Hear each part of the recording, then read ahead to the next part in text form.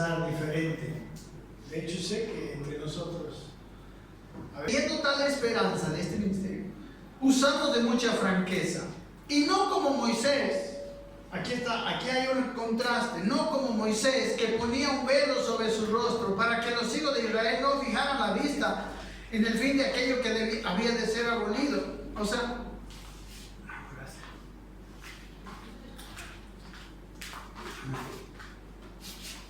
¿sabe qué? Cuando Moisés vio que esa gloria de su ministerio llegaba a ellos, puso un velo para que no les ¿cómo se llama? No les dañe la vista. Amén. Pero este otro ministerio es un ministerio el cual requiere franqueza, sinceridad. En este ministerio no se puede hacer con apariencia. Si usted sigue leyendo la carta, él habla de las apariencias de esos llamados apóstoles, ¿no?, que habían en ese lugar. Ahí habla de cómo los tenían apantallados. Es una palabra muy usada en México. Apantallados los tenían. Pero dice, no es así este otro ministerio. Este otro ministerio, o sea, en aquel otro ministerio podían, como vimos al comienzo, podían llevarse cartas de recomendación escritas. En este ministerio, las cartas escritas eran las personas. Cartas de Cristo. En este ministerio, es un ministerio de franqueza. En el otro ministerio, como les dije yo, uno podía ser educado, uno podía estar enojado, pero como dice que no debe estar enojado según la educación, ¿verdad?, no lo hace. Pero en este otro ministerio, cuando uno se enoja, se siente mal. En este otro ministerio hay una cuestión que viene desde adentro. Amén. Entonces, como hemos leído, ¿no?, así era la cara de Moisés. Pero él dice, nosotros usamos de mucha franqueza. Nuestro ministerio, nosotros no estamos, como diciendo Pablo, nosotros no estamos en el negocio de impresionarlos. No, nosotros estamos bien claros en que el objetivo de nuestro ministerio es la transformación de ustedes. Amén. Amén. Y él decía, aunque nos menosprecien, más adelante él habla, que ellos los veían como derrotados, pero ellos estaban victoriosos. Amén. Como, así, hay muchas expresiones. Es muy precioso esta segunda de Corintios. Así como el libro de los Salmos nos manifiesta mucho, ¿no?, en los Salmos, por lo menos de David, nos manifiesta mucho del corazón de David. En esta segunda de Corintios nos manifiesta mucho el corazón de Pablo.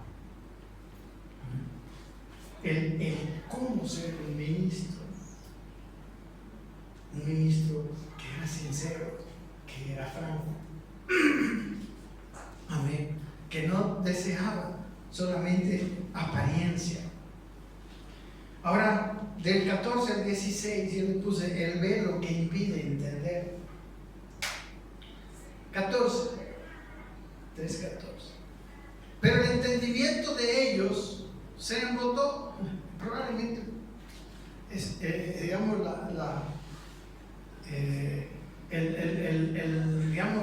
la luz que salía, ¿no?, y que les provocaba ceguera, ¿no? Cuando usted mira hacia el sol, por ejemplo, tiende a cerrar los ojos. Es como una figura de lo que pasó ahí. Dice, el entendimiento de ellos se embotó, porque hasta el día de hoy, cuando leen el antiguo pacto, les queda el mismo velo no descubierto, el cual por Cristo es quitado. El antiguo pacto no era para justificar, recuerden. El antiguo pacto era para señalar el pecado. Amén. Nadie, por las obras de la ley, será justificado. Y dice, y aún hasta hoy, hasta el día de hoy, cuando se lee a Moisés, el velo está puesto en el corazón de ellos. Pero cuando se conviertan al Señor, el velo se quitará. Porque el Señor es el Espíritu. Y donde está el Espíritu del Señor, allí hay libertad. Amén. Si en su vida de usted está el Espíritu del Señor, usted va a ser libre de los velos. Usted va a empezar a entender. Usted va a empezar a ver lo que otros no ven. La palabra embotó quiere decir, en el griego es la palabra poró, piedra, petrificar, endurecer. Es cuando nosotros, hermano, escuche bien esto, porque esto pasa, y esto pasó en el desierto, y pasó. Cuando una persona tiene ese entendimiento embotado, es cuando una persona piensa de una manera, y a pesar de que escucha otras cosas, se queda con su mismo pensamiento. Se queda petrificado, es un pensamiento que no admite, no considera otras opciones, que no puede ser, es un espíritu que no es enseñable. Amén. En otras palabras, usted viene a la iglesia, escucha cosas y como lo que dice el pastor, no va con su manera de pensar. Usted se vuelve a su casa con su misma manera de pensar. Esa es la expresión que el entendimiento se embota, se endurece, aquí se petrifica. Amén. Hay gente que está puesta en sus 13 y nadie lo hace salir de eso. Y pasa tristemente con algunos hermanos. Amén. O sea, pasa con mucha gente en la vida. En este tiempo los bolivianos estamos enfrentados en dos pensamientos. Hermanos, los que están de este lado y los que están de este otro lado están tan convencidos. Muchos darían su vida por su manera de pensar. Yo no puedo explicar eso, no entiendo por qué, cómo es. Gracias a Dios, como les dije al comienzo, lo que nos une a nosotros es un solo Dios, un solo Evangelio, un solo Espíritu, un solo Ser. Amén, es uno solo. Aleluya. Amén. Entonces, ese velo es el impedimento que tristemente es un corazón que se ha embotado. Aquí dice, ¿no? Y dice que el velo que es el impedimento para recibir la revelación del Espíritu. En el capítulo, aquí un poquito más adelante, en el 4 dice: pero si nuestro evangelio está aún encubierto, entre los que se pierden está encubierto. Por eso dice que cuando se conviertan al Señor, se quita el velo. Amén. Hermano, si usted es convertido, ya no tiene velo. Y aquí dice el versículo 3, dice que si nuestro evangelio está encubierto, está entre los que se pierden, en los cuales, versículo 4, el Dios de este siglo cegó el entendimiento de los incrédulos para que no les resplandezca la luz del evangelio de la gloria de Cristo, el cual es la imagen de Dios. ¿Amén? Entonces es Satanás, es el Dios de este siglo que ha cegado el entendimiento. Y eso es lo que está sucediendo. En Efesios 2 dice: ustedes estaban muertos. Él nos dio vida. Dice, pues, y ustedes estaban muertos en sus delitos y pecados, siguiendo la corriente de este mundo. Amén. Y aquí dice que hay un velo. Por eso, cuando alguien se convierte, hay una acción espiritual. Usted nunca va a lograr que alguien se convierte, escúcheme,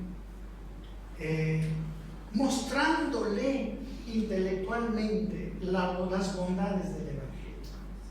Se requiere más que eso. Esta cuestión que hay en Bolivia es una cuestión espiritual, eminentemente espiritual.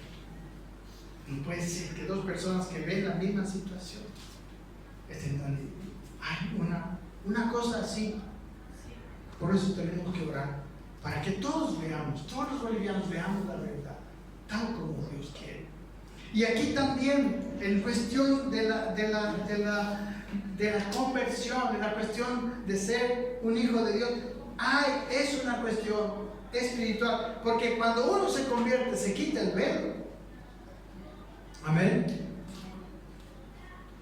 Aún después de la cruz, amén, le pasa todavía a algunas personas. La palabra convertirse, interesante, es la palabra en griego epistrefo, que quiere decir revertir, volver.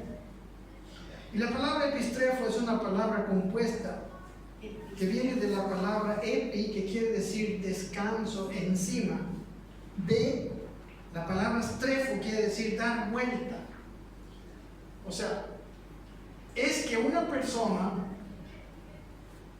se apoya, podemos decir, pone su cimiento, pone la base de su vida en ese cambio. Amén. Usted ha decidido seguir a Cristo y se mete en eso y se hace. Amén. Pone su base. Se compromete, no sé cómo se puede decir, ¿no? Todas las palabras. Empieza a vivir asumiendo como su identidad esa nueva manera de ser. Eso nuevo. Amén. Esa es la palabra convertirse. Entonces, cuando una persona hace eso, empieza a ser dirigido por el Espíritu. No solamente el convertirse es haber nacido de nuevo. Haber nacido de nuevo es el inicio de la conversión. Pero a eso uno tiene que sumarle una decisión. Una decisión a vivir. O sea, si Cristo está siendo formado, yo tengo que vivir ese Cristo. Yo tengo que voluntariamente, mi voluntad tiene parte en este asunto. Voluntariamente yo tengo que definir, voy a ser como Cristo. Y como hay una conversión, como hay algo interno que ya se hizo, empieza a ser posible. Y empieza uno encaminándose hacia Cristo. Amén. Y hay otras dos posibilidades cuando uno quiere ser como Cristo. Una es cuando no he sido salvo. Estoy con mi vieja naturaleza, pero quiero ser como Cristo. Difícil. No es imposible. O sea, es imposible de vivir. Eso se llama una buena educación. Ese es el camino de la ley. Amén. Yo empiezo a actuar como Cristo. Hablando, ¿no? Si yo no hubiera nacido de nuevo. ¿Me entienden? Imagínense que yo fuera una persona incrédula, pero me gusta ser como Cristo. Quiero ser como Cristo. Entonces empiezo a imitar. Se llama imitar. Amén. Pero imitar no es realmente lo que el Espíritu quiere hacer con nosotros. No nos quiere hacer imitadores de Cristo. Ni seguidores. Amén. Nos quiere hacer Cristo en nosotros. La esperanza de Dios. ¿Se dan cuenta? Amén, hermano. Por eso, el velo, en la medida en que esa conversión, porque esa conversión de la que habla aquí no es nuevo nacimiento, es una cuestión posterior al nuevo nacimiento. En la medida que se va verificando esa situación, en la medida en que Cristo se va formando en mí, amén, el velo se va quitando. Amén. El velo se quita. Eso es lo que dice aquí. Cuando se conviertan, el velo se quitará. Tristemente, algunos corintios, hablamos de esa posibilidad. La otra posibilidad, una posibilidad era yo no convertido, pero queriendo ser como Cristo. La otra posibilidad es nacido de nuevo, pero no quiero ser como Cristo. O sea, un día lo recibí en mi corazón, nací de nuevo, pero sigo viviendo en la dureza de mi corazón. Sigo viviendo, mi fe, digamos, no alcanza para querer imitar a Cristo. Yo sé que hay muchos cristianos que no quisieran ser como Cristo, que tienen un ideal de su personalidad diferente. Pero convertirse significa que en mi corazón yo quiero ser como Cristo. Yo deseo, desde las actitudes más pequeñas de mi vida, que sean que nazcan de Cristo, que nazcan de Él, que me habita. Entonces hay cristianos que dicen, que piensan que el nuevo nacimiento lo fue todo. Ahora voy a vivir como yo quiero. Amén. Y esa era la reprensión en la primera Corintios. Y en la primera Corintios, en el capítulo 3, les dice, hermanos míos, les dice, miren esto, yo no he podido hablarles a ustedes como a espirituales, sino como a carnales, como a niños en Cristo. Les he tenido que dar leche y no un alimento sólido. O sea, ¿qué estaba diciendo Pablo? El velo todavía está en ustedes. Ustedes no pueden entender, no puede venir revelación a ustedes. ¿Por qué? Porque son carnales, porque son cristianos, pero no han definido convertirse. No han definido que Cristo, ustedes sean como Él. Amén. ¿Me entienden, hermano? Esa es parte de cada uno. Lo demás lo hizo Dios. Amén. Pero nosotros tenemos una parte. Y para esa parte nuestro entendimiento no tiene que estar petrificado.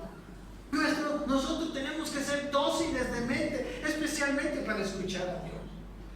Y para escuchar la palabra de Dios. No podemos venir aquí a escuchar la palabra de Dios con nuestros títulos. No, yo soy muy caro. Yo no tengo nada que aprender.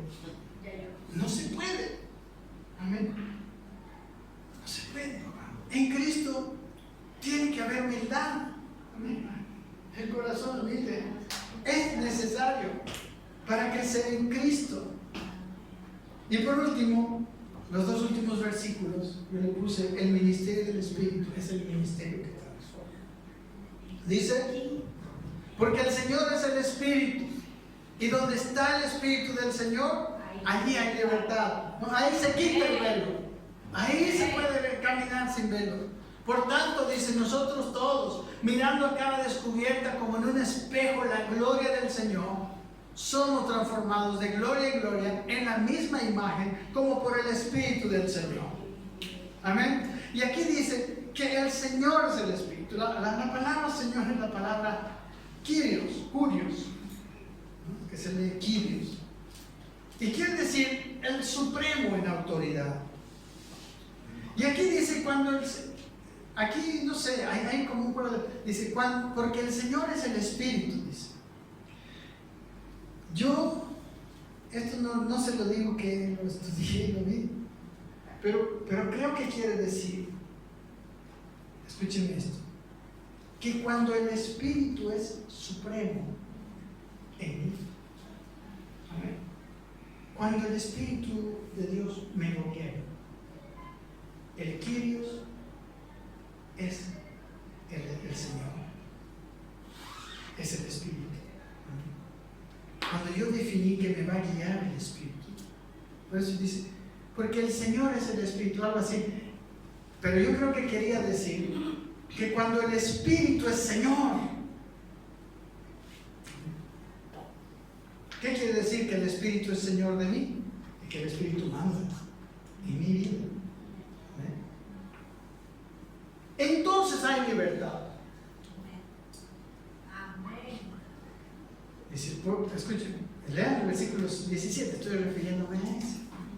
Porque el Señor es el Espíritu, y yo diría, porque Porque cuando el Espíritu es Señor, cuando el Espíritu es Señor, vamos. Por ahí, entonces dice que donde está el Espíritu del Señor, allí hay libertad. Por tanto, dice, nosotros todos, mirando a cara descubierta, o sea, cara descubierta quiere decir mirando sin velo, amén. Eso es cara descubierta, ya no hay velo, ya me estoy convirtiendo. Dice, como en un espejo, amén. Como espejo, la palabra espejo es la palabra kaptrisonai, y que quiere decir verse uno mismo reflejado. Miren, ahora a cómo estamos llegando a la cuestión. Dice que sin velo yo empiezo a ver a Cristo y me veo reflejado. Recuerden, estoy como viendo las características de Cristo en mí. Me veo Juan Carlos, pero veo a Cristo. Dice, somos transformados de esa manera. Entonces, pues, empiezo en el Espíritu, porque solamente puedo ver a Cristo en el Espíritu. No lo puedo ver de otra manera. Hay tanta gente que dice, ay, qué lindo sería que se me aparece, que su falda blanca, que no sé qué.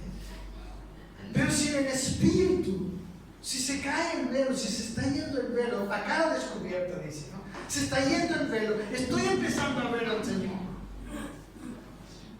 Dice, entonces, mismo versículo dice, somos transformados.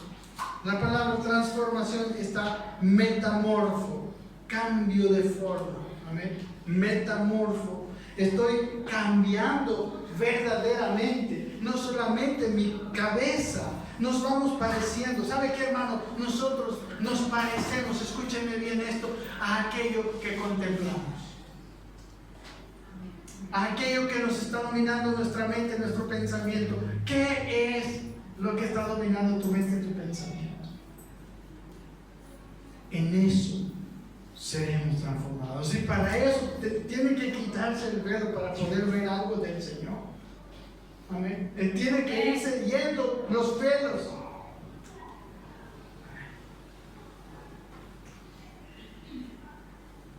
Y dice, de gloria en gloria. Juan 17:3 dice esto.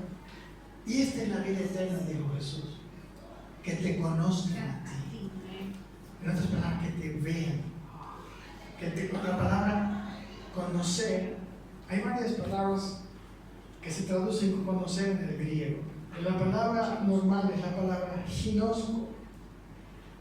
Pero hay otra palabra que en el castellano tenemos la misma traducción, que es la palabra epiginosco, que quiere decir epi, ¿qué es la epidermis?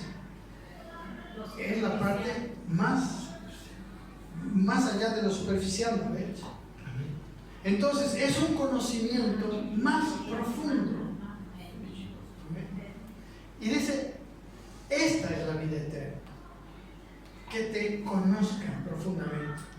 Recuerden cuando en Mateo 7:21, que hemos visto tanto de este versículo, cuando le decía el Señor, en tu nombre hemos hecho esto, en tu nombre hemos echado fuera demonios. ¿Qué les dijo el Señor? Nunca os conocí. Nunca. Hubo una. ¿Sabe qué? Me gusta una definición de la palabra epiginosco que dice, es conocer algo, donde dice, de tal manera que el conocedor está adquiriendo las características de lo conocido. O sea que se va como la plastilina, ¿no?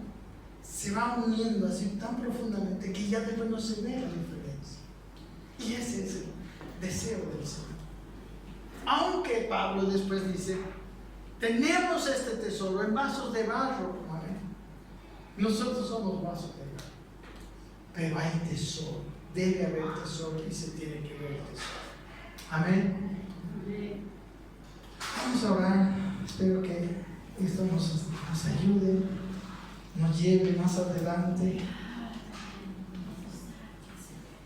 que podamos ver tres aportes.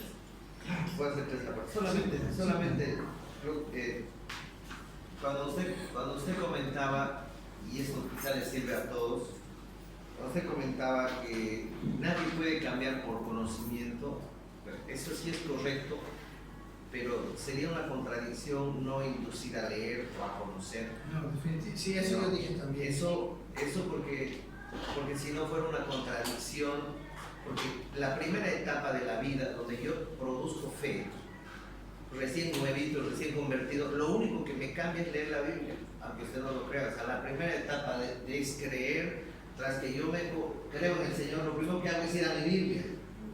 Quizá no me cambio, pero sí colaboro.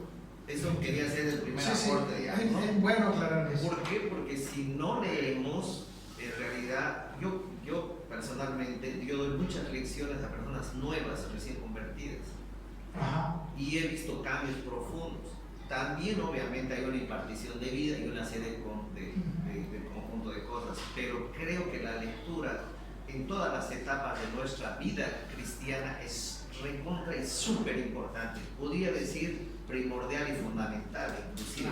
Ahora hay que leer Ahora, en el Espíritu. Claro, ahora la actividad del Espíritu va a hacer que en la letra encontremos la vida.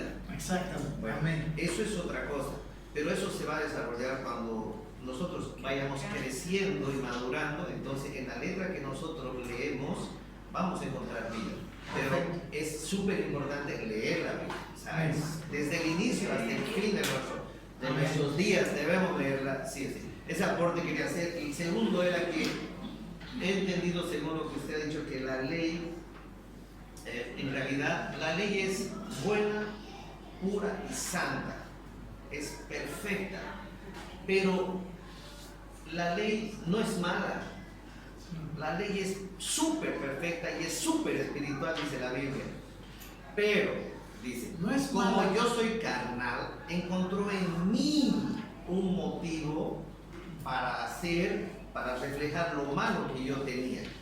Y según la palabra, ni la ley ni lo malo que yo hacía era lo complicado, sino el acta de acusaciones que tenía el enemigo en contra de mí.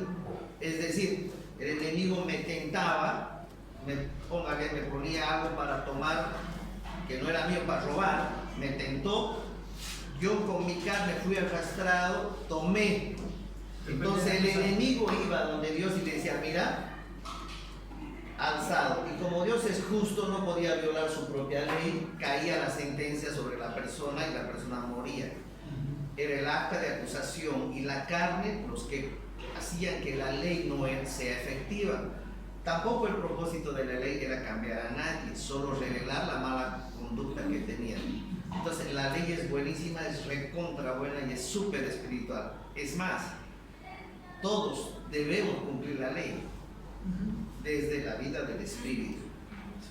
La diferencia es que ahora ya no hay acusador, porque en la cruz del Calvario el Señor sacó al acusador y puso yo creo en Cristo, y el acusador ya no me puede acusar, porque el Señor en la cruz del Calvario retiró el acta de acusaciones que me señalaban a mi carne lo que yo hacía.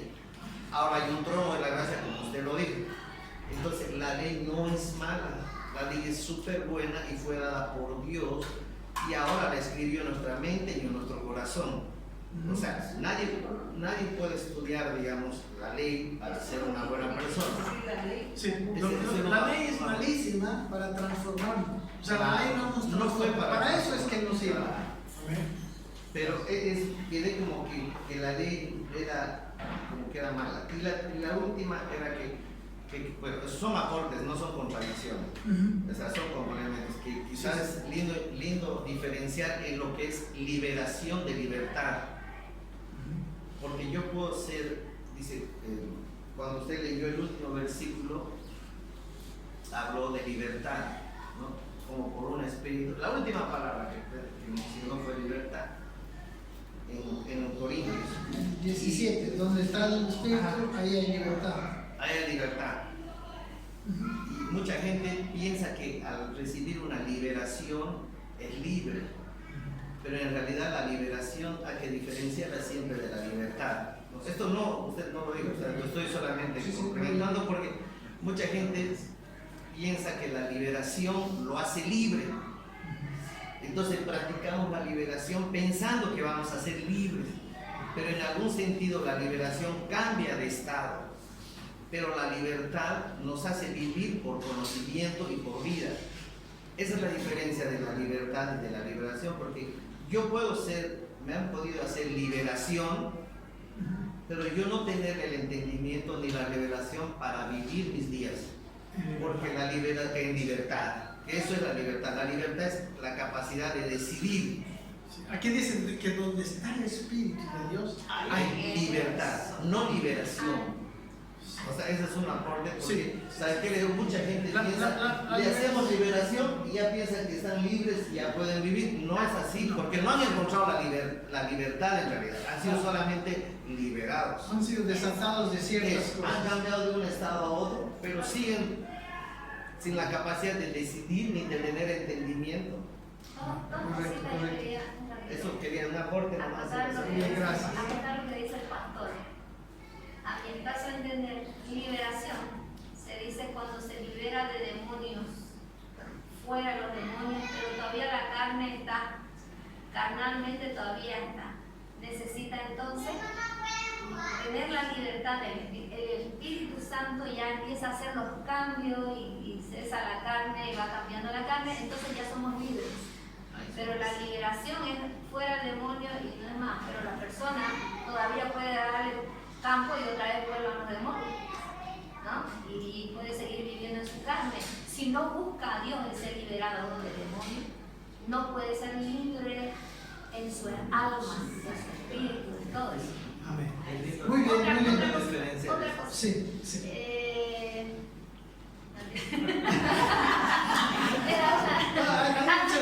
Hay muchas cosas todavía, ¿no? Aún lo que estamos compartiendo es limitado por el tiempo, ¿no? Y podemos seguir diciendo muchas cosas. Solamente era Ya. que para vivir en el espíritu, uno nació de nuevo, digamos, se convirtió. Y sí o sí necesita hambre de Dios. Si esa persona no tiene hambre y sed de Dios, no le busca, ya recibió el Cristo, pero sigue así nomás, no pasó nada, o sea, pasó muy poco. Pero si queremos vivir en el Espíritu, necesitamos tener anhelo de Dios, hambre de Dios, deseo de Dios. Y entonces, ¿qué va a pasar cuando yo tengo deseo de Dios? Voy a primero orar, voy a pedirle que el Señor me examine y vea si no hay pecado y por medio del perdón ante el Señor ser libre de esas cosas, ¿no? Voy a tratar el Espíritu Santo mismo ya me va a ir llevando, ¿no? A descubrir esas cosas, porque va a haber mi deseo de Dios. En lo primero tiene que haber anhelo de Dios, decir no puedo vivir así, Señor, yo necesito de ti y yo no sé qué va a pasar, ayunaré, no sé, haré algo, pero necesito de ti. Y entonces en ese tiempo es que viene la relación con Dios, ¿no? Y entonces Él nos va mostrando nuestros pecados, y nosotros vamos renunciando y vamos avergonzándonos delante del Señor. Señor, qué barbaridad, cómo va a haber esto en mi corazón, en mi vida, no puede ser, yo renuncio. Y el Espíritu Santo nos va dando esa finura en lo espiritual y vamos cambiando. Y entonces, mientras vamos cambiando más, queremos más de Él. Y es una dinámica hermosa, ¿no? Sí. En otras palabras, podemos decir que cuando un bebé nace, tiene hambre. ¿Por qué llora? Porque tiene hambre. O sea, es normal tener hambre de Dios. Y cuando un bebé que nace no tiene hambre, es porque está enfermo. Y hay que buscar dónde se enfermó. ¿Amén? Y hay que sanarlo. ¿Amén? Si alguien aquí no tiene hambre de Dios, pídale al Señor. La Biblia dice que el Espíritu del Señor, el primer ministerio del Espíritu Santo era convencer de pecado. Pedirle qué es mi enfermedad. Y la sangre de Cristo no limpia. O sea, ¿qué hay más de esto? Sí, pastor. Pablo cuenta la historia de Onésimo y le da una relación para que nosotros como cristianos entendamos lo que pasa cuando Cristo viene a nosotros. Y él dice de que cuando él compró a Onésimo, que era un esclavo, él pagó un precio, y cuando el esclavo era comprado, el esclavo tenía que ser consagrado a un dios. Entonces él estaba consagrado a la diosa Diana.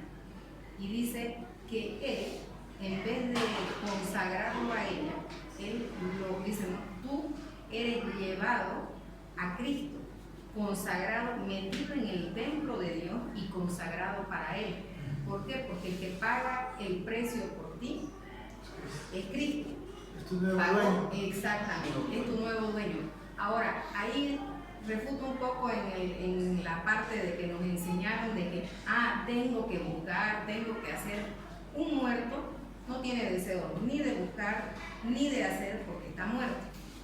Y una persona cuando empieza a tener vida, ahí creo que entra la segunda parte que dice Marcelo y la que está explicando usted. Ahí la ley es buena. ¿Por qué? Porque a un niño, a este niño que está naciendo, yo lo tengo que poner a leer la Biblia, porque si no, ¿cómo va a conocer lo que le agrada a Dios y lo que no le agrada? Porque antes, cuando estaba muerto, en Adán, conoció todo lo que era, lo que le gustaba a su carne, a Adán, a su Dios, que era Satanás.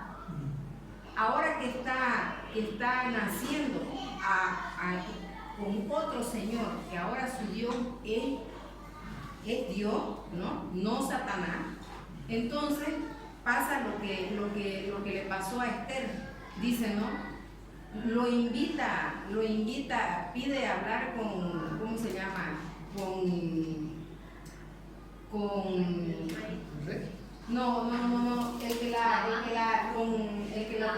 tenía que enseñar con el eunuco, que viene a ser el Espíritu Santo. En este caso tendría que ser la Biblia para nosotros, y a través del Espíritu Santo nos empieza a dar revelación para mostrarnos. ¿Por qué? Porque él ya le dice, no hizo lo que las otras que estaban ahí dispuestas, las otras doncellas, ellas buscaban vestirse como a ellas les agradaba, ponerse lo que ellas querían, y ella no. Ella agarró y dijo, no, dime tú cómo le agrada a mi rey, qué es lo que le agrada a él, porque yo me voy a trabajar durante un año para transformarme en lo que él quiera.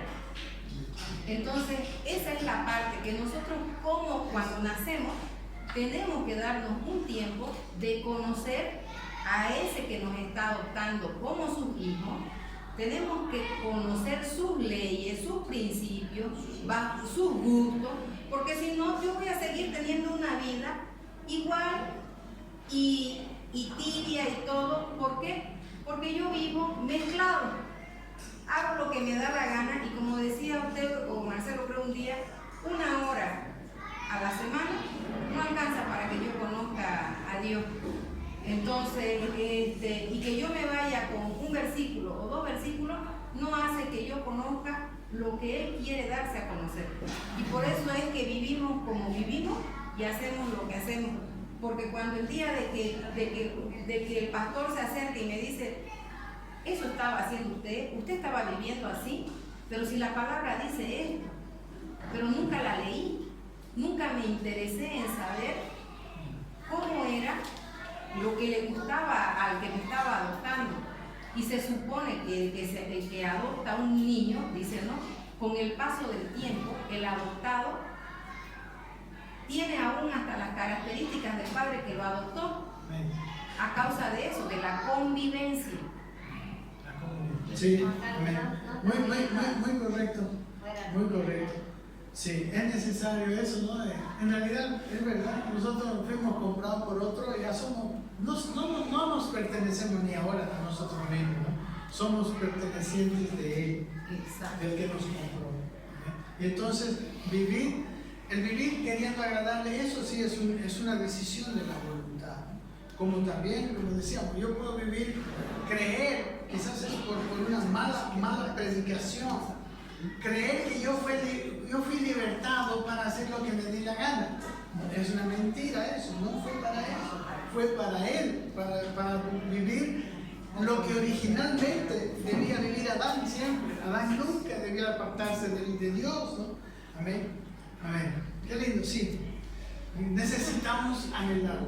Y decía usted, el muerto no puede querer lo bueno, pero sí el enfermo sí puede querer sanarse, ¿no? Si hay enfermos que no tienen el deseo de Dios, que las cosas de Dios, la oración parece, entonces puede buscar, ¿no?, del Espíritu que sea sanado. ¿Ya?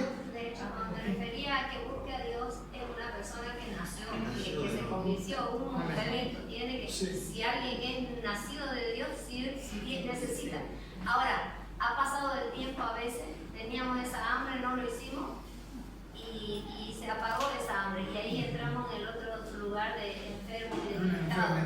enfermedad. Así es. Muy bien. Sí, qué lindo. La verdad que es fascinante la palabra de Dios. Hay muchas cosas que seguir aprendiendo, y saben que muchas cosas Dios nos lo dice en ese tiempo de lectura. Ustedes no necesitan que yo esté ahí con ustedes. El Espíritu Santo les voy a ir mostrando, porque no se puede. O sea, no se puede como en 1 hora, 2 horas de fin de semana alimentarse toda la semana. Amén. Es como si ahorita nos pusieron a atragantarnos con todo en 2 horas, todo lo que podemos, y toda la semana ayuno. No se puede, no es así. Amén. Todos los días tenemos que comer. Y el Espíritu Santo está dentro de nosotros, hermano, el Maestro. Él es el verdadero Maestro. Amén. Amén. Aquí dice Julio que está gordo a él porque todos los días come churrasco, dice. Muy bien.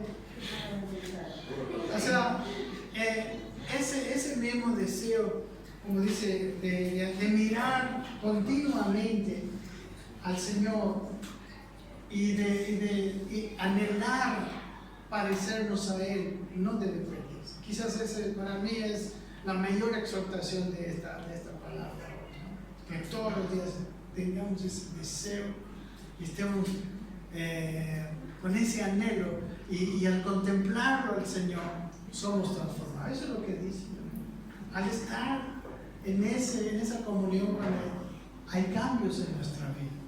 Entonces realmente el Evangelio es efectivo. Realmente ahí está sucediendo lo que el objetivo del ministerio del Espíritu, porque el ministerio del Espíritu es transformación. El hacer lo bueno llegará a ser agradable para nosotros. Si el hacer lo malo llegará a ser una cosa mala, ¿no? Amén. No estará con nosotros. Yo creo que eso está pasando y cada vez va a ser mayor en mayor medida. Amén. Padre, oremos. Padre, te damos gracias, Señor, por tu amor, tu misericordia. Gracias porque tú eres bueno. Gracias porque tu palabra nos ilumina, Señor, nos alimenta, Señor, nos hace fuertes, nos fortalece, nos llena de ti, nos hace vivir, Señor, con las características de tu Hijo. Padre, gracias, y ayúdanos, Señor, a seguir con ese anhelo voluntariamente, de mirarnos como por un espejo, de mirar nuestro reflejo al verte a ti, de mirar a cada uno según su persona, mirar a Juan Carlos, mirar a Cristo y ver a Juan Carlos ahí, Señor, mirar a Cristo y verme ahí, verse cada uno ahí, y ver cómo se ve Cristo cuando Él está en mi cara, Él está en mis zapatos. Señor, eso, Señor, que mi espíritu necesita hoy, una definición, una decisión diariamente, Padre. Te pido también una unción de paz para cada uno de nosotros, que siempre que hablemos, especialmente en medio de la situación que nos encontramos en Bolivia, trae una unción poderosa.